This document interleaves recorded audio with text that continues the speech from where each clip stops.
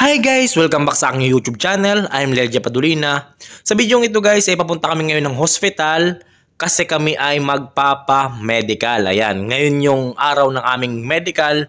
Ito nga pala mga kabayan ang aking mga kasama, si Eljun at si Ate Mercy. Ayan yung aking mga kasama papunta sa hospital, no? At sana maging okay naman yung result, no? Sana wala namang problema. Kasi alam nyo naman, sa Pilipinas, okay naman yung ating medical doon. Pasado naman tayo doon. At sana dito sa Saudi ay maging pasado rin tayo para walang maging problema. A few moments later. At yun na nga mga kabayan, andito na ako sa hospital at binigyan na ako ng mga papers. Ayan. Nakalagay dyan mga kabayan yung urine, stool, tapos yung sa dugo, then sa x-ray. Yun lang po mga kabayan ang kailangan sa medical. 12 seconds later. So yun mga kabayan, meron na tayo ditong urine. Ayan, nakapag-provide na tayo ng urine. At meron na rin tayong stool. Ayan. So, ipapasa na lang natin to, no? At oo nga pala mga kabayan, nakuhaan na rin tayo ng dugo para sa CBC at sa HIV. So yun mga kabayan, mamaya i-update ko kayo. Yo! Katatapos ko lang ng urine, katatapos ko lang umihi at tumae, no? So yun na, kuha na rin ako ng dugo. Ayan, sana ay pumasa ako sa aking medical, no? At kuha tayong tissue, yan, no? But, yun, nagre-release ng tissue dito. Tapat mo lang yung kanan mo.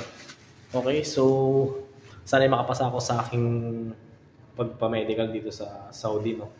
Para tayo ay makapag-start na ng trabaho. So, i-update ko lang kayo kung ako ay pasado sa medical. So, yun. Thank you for watching at i-update ko lang kayo mamaya. One eternity later.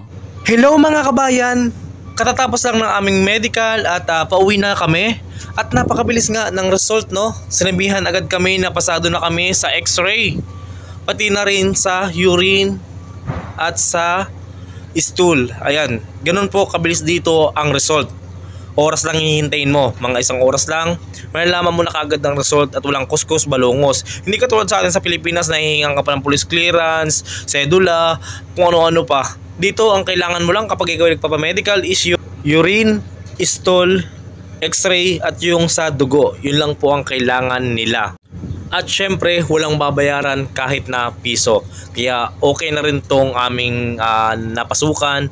Wala kami ditong binayaran kahit na piso, libre po kami. At yung aming company is malaking company po ito, no? Kasi Tamimi Global.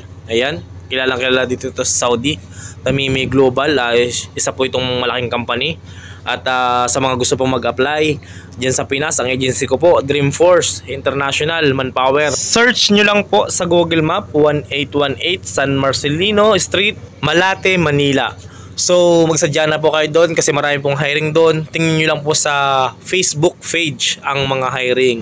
So mga kabayan, sana nakatulong po ang video na ito. At kung hindi ka pa po nakasubscribe sa aking YouTube channel ay maaari bang humingi ng subscribe para lagi kang updated sa ating mga ilalabas na video. Kasi marami po akong i-share sa inyo about sa ating pag-apply, magkano ang ating ginastos, at kung ano yung magiging trabaho natin dito. Ipapakita ko sa inyo yan. At tutulungan ko kayo makapasok dito sa Dreamforce. Ayun, so yun, thank you for watching guys and God bless sa inyong lahat. Bye-bye.